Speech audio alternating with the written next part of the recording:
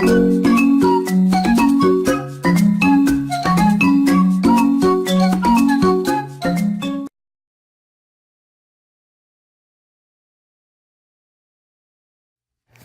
in my pan, I'm sauteing some sliced trumpet mushrooms, bell peppers, and onions. I have green and red bell peppers, and I'm just sauteing this with a little bit of grapeseed oil.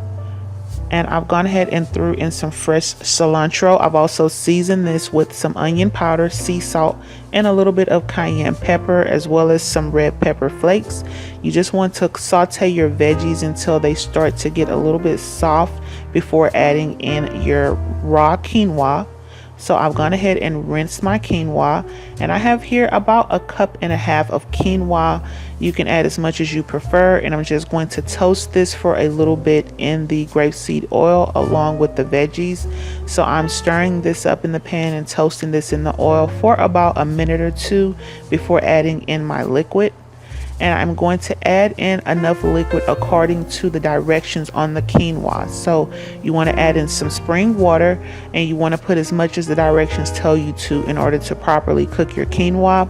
I'm just stirring this around for a little bit, and then I'm going to cover this with a lid and cook it for about 15 minutes. And this is what it looks like once it's done. The quinoa is nice and fluffy, and you can see all of the veggies, and it is a very delicious side dish or even a main dish. So there you have it.